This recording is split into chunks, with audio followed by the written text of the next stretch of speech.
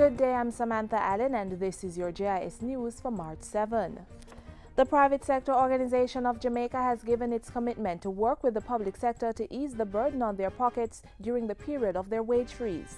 President of the PSOJ, Christopher Zaka, says it's time for all to come together and build a platform for economic growth for the country. He was addressing Wednesday's signing of a heads of agreement with government and trade unions. I want to reiterate a commitment I have given to the chairman of the Partnership Council, Social Partnership Council, Most Honorable Prime Minister Simpson Miller, a commitment to her that the private sector will find ways to work with the public sector employees to ease the pain that has been provided by this sacrifice.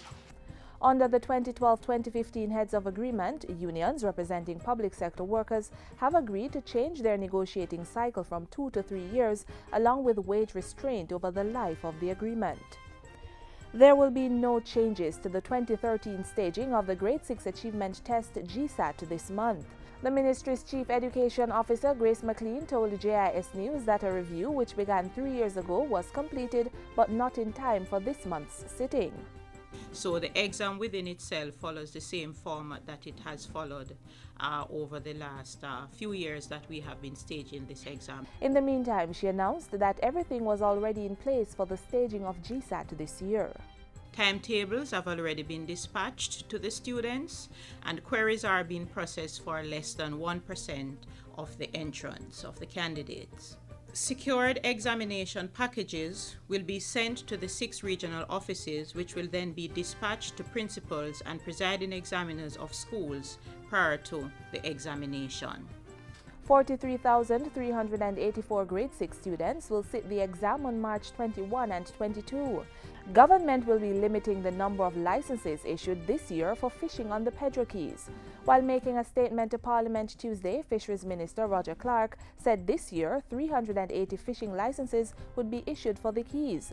This compares to the 600 people estimated to be on the Cays during the conch season, when the population on the Pedro Cays is at its maximum. We will be intensifying enforcement activities by the Marine Police, the JDF, Coast Guard, and the Fisheries Division to ensure that only people in possession of a license will be allowed to remain there. Jamaica's cancer control capability is expected to be boosted as the country receives assistance by way of an impact mission from the International Atomic Energy Association, the IAEA.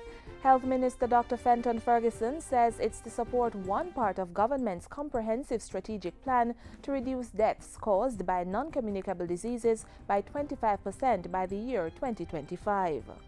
The plan will address, as it is now, will address 4 major conditions causing death and morbidity in our country: cancer, diabetes, cardiovascular disease, chronic respiratory disease, and the 4 major risk factors: physical inactivity, unhealthy eating, harmful use of alcohol, and tobacco use.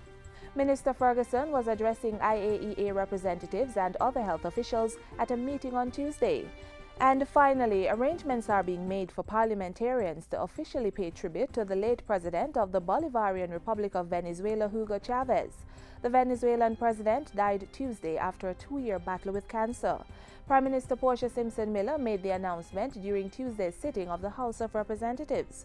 In expressing condolences on behalf of the government and people of Jamaica, she said the late president was a good friend of Jamaica who assisted the country at a time when it needed that support.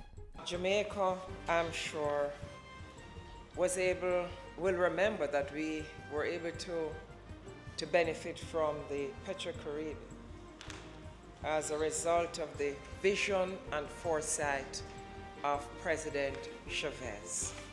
Leader of the opposition, Andrew Holness, also expressed his deepest sadness at learning of the passing of President Chavez and supported the announcement to pay formal tribute. And that's it for GIS News today. I'm Samantha Allen. Thanks for watching.